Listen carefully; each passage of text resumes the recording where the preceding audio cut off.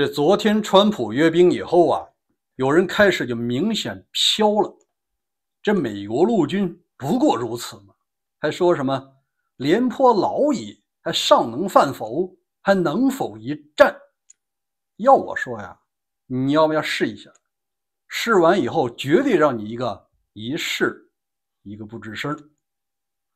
大家好，我是大卫，美西时间2025年6月15号，欢迎来到大卫观点频道。今天我们聊一个美国陆军的专题。这两天啊，美国陆军被喷惨了，简直就成了病猫了。我们今天就不吹不黑，客观给你评价一下美国陆军现在的战斗力如何，它的王牌武器是什么，现在谁可以和它一战。咱们还给你简要回顾一下昨天老川的场景。确实啊，美国陆军不擅长阅兵和走方步。你要论这个来说的话，他可能在世界排后。你排第一必须得是朝鲜呀。你说你谁敢说朝鲜军队正步踢得不好，对吧？第二、第三基本上是那哥仨。当然了，咱们说客观的讲，美国陆军啊历史悠久，他在二战的德国战场和亚洲的太平洋战场是横扫德军日军。你要说他战斗力差，我相信人不服。咱们就说此刻现代的美国打仗真正露脸的呀是空军，陆军是比较吃亏的。因为我们必须明白美国的这个地形啊，南北无强敌，东西两大洋，它不需要养一个庞大的陆军，它一般是弄不着它。真正美军的海外利益啊，是靠空军解决的。咱们还是举例说明，无论是南联盟战争，还是2次的海湾战争、阿富汗战争、叙利亚的战役，打头阵的基本上都是空军。就比方说南联盟战争，未伤一兵一卒，只靠空军轰炸，这南联盟啊，它解体了，这仗就打赢了。就比方说大家熟悉的海湾战争，也都是空军啊隐身战斗机 F-117先踹门，把这个雷达站、防空网给它打没了，把整个的伊拉克啊打瞎、打残、打聋的情况下，接下来是海军的 F-18大黄蜂重型轰炸， F-15重型轰炸，还有其他那个 B 字头的轰炸机，轰的差不多了，把一些抵抗力量啊、雷达站啊、导弹基地啊轰的差不多以后，那才是海军陆战队登陆。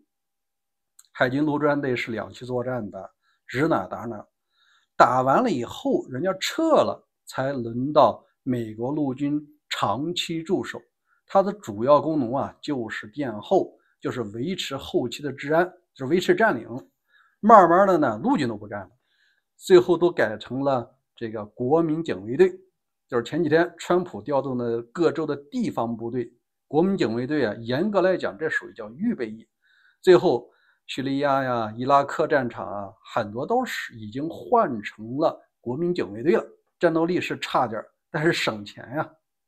所以说啊，陆军是非常吃亏的，他无法展现自己的能力，因为目前为止二战以后没有哪个国家还攻打过美国的本土。你要打一次，你自然就知道到底是病猫还是真老虎了。昨天阅兵有人讲，这些人怎么没睡醒啊？然后呢，走路也不协调，有人看东，有人看西，有人穿了个大裤衩子，有人穿了个裙子。实际上他们打仗的时候不需要走正步，也不需要叠被子，他们需要的是什么？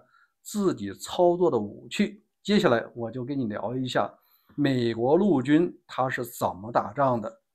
你现在看到的俄乌战场的战斗不能完全叫现代战争，就是乌克兰的用的美军战术的导弹，它就是陆军的，海马斯是陆军的，就这俩武器已经打的这个大俄啊节节败退了，目前还没有能够阻拦的办法。那真正的美国陆军现在的武器，第一个你可能没想到啊，它最大的部队叫做陆军专属网络部队和电磁部队。这网络部队呢，是专门向敌方的部队里释放病毒的。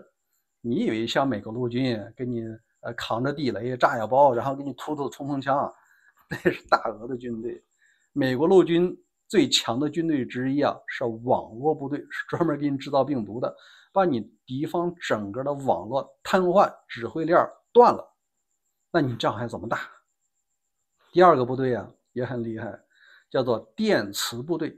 这些电磁呢分成两个，一个是激光部队，另外一个呢叫电磁炮部队，就是微波武器。那它用来对付什么啊？它还有一个第三个部队叫做无人机蜂群部队。实际上刚才讲到的微波武器和激光武器啊，就是打无人机的。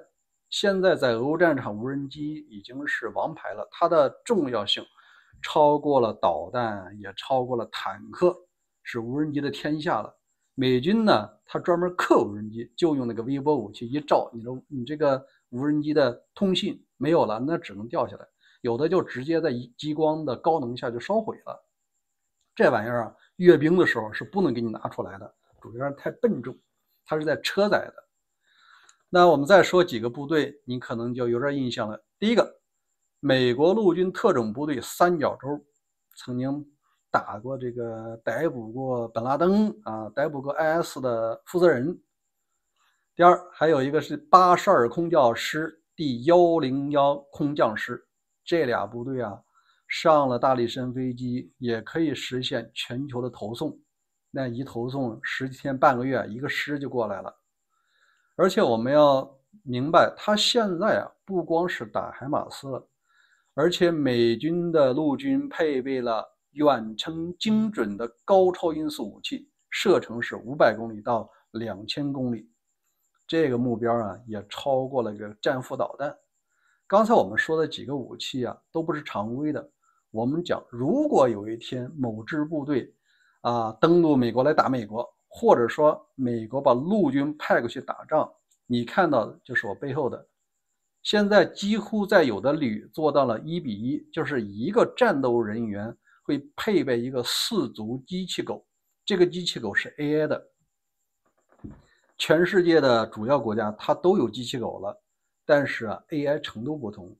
目前美国的合作伙伴呢有几家，至少有3家的机器狗实现了自动识别、自动攻击和自动传输图像。像什么端着冲锋枪啊，什么扫地雷啊，这个活人是不用干的，机器狗现在干的没有了以后人再过去。那目的很明显，就是最大程度的保护这个有生力量。这美国人命多贵啊，你要是真的战场阵亡了，那好几百万。所以说机器狗是未来大规模配备的。如果有一天美军的陆军上到战场，几乎看不到两方的厮杀，那真正厮杀的是天上飞舞的无人机和地上这个对峙的这个机器狗。那你要问，这种战法好像也没什么了不起嘛？确实，这个战法朝鲜他都能学，那他为什么学不了呢？为什么其他国家还没有成旅建制的装备1:1的这个机器狗呢？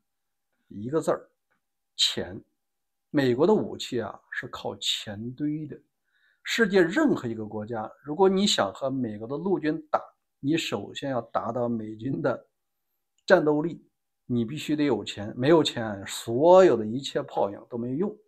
你看吧，美国的军队，无论是海空军还是陆战队还是天空军，他很少跟你讲什么谋略没有。在绝对的科技实力面前，一切的谋略都没有意义了。所以说，真正科技驱动的美国军事，也包括美国陆军，目前看还没有对手。如果谁要是不信的话呢，我倒建议你来试一下，保证让你一试一个不吱声。